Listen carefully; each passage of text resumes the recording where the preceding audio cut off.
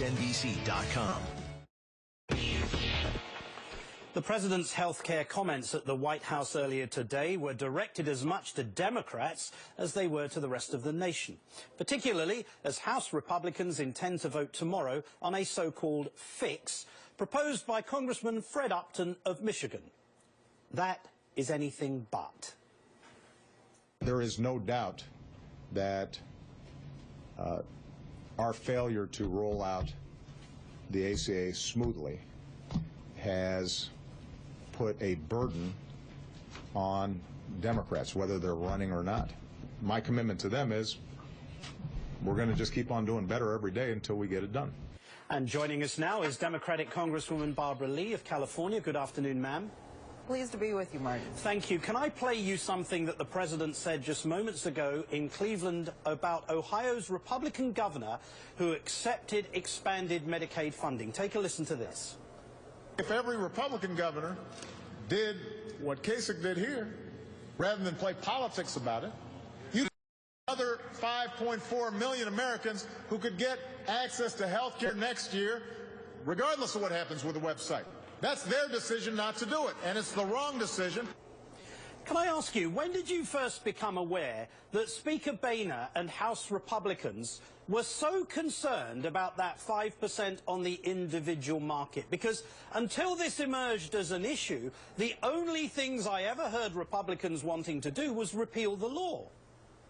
Martin, that's what they want to do, and I think this Upton bill tomorrow that we're going to vote on is another attempt to stall, which means undermine, which means ultimately their goal of trying to repeal it. But that cannot happen. I was very pleased the president came forward and talked about efforts now to fix it. We know there are many problems, but we have to remember that these problems are being fixed and the error rate is going down. And now with the 5% who are in the cancellation pool, they will have at least a year to begin to look at the pros and cons of what they have. I want to show everyone today's lead story from a newspaper in your district, the Oakland Tribune. It reads, "Health Law's Golden Lining," and discusses how California, with more than 35,000 enrollees, is actually doing quite well.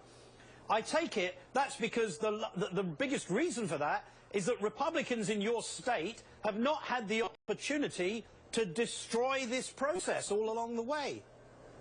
Absolutely. Our governor, our state legislature, our congressional delegation, we have made sure, and we came out early with Covered California.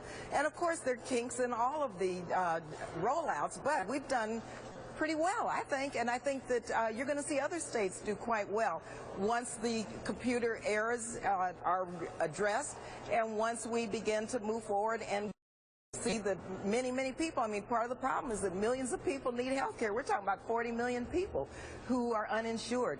And so every major initiative has difficulties, but we have to remember we to fix it, not nix it. And the Republicans from day one, none of the Republicans voted for the Affordable Care Act, so we know what they're up to. And in California, we're hip to that. And so we're going to move forward and continue to make sure that every person has health care coverage. They deserve it.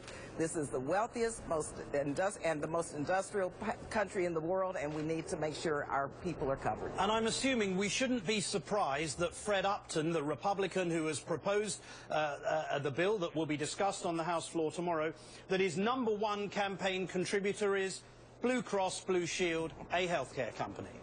Well, let me say, many of these healthcare policies that were subject to cancellation, one, have lifetime caps. Two, they would not cover children, for instance, who had pre-existing conditions like asthma. Yeah, but Mr. Upton will get his campaign contribution, and well, that's the most important thing. Well, that may be for Mr. Upton, but let me tell you, I think the majority of the American people really know that the 40-some million people who have no health insurance deserve health care coverage, and we're moving toward making sure that each and every man, woman, and child in our country has a decent, good health care policy so that they don't end up in the emergency rooms, which costs our government, the taxpayers, more on the end. Congresswoman Barbara Lee of California, thank you so much. Thank you. Coming up, a brief turn north of the border toward the absurd. Toronto Mayor Rob Ford is striking back at his critics And then moments later, he digs himself even deeper. I used unforgivable language. And again, I apologize.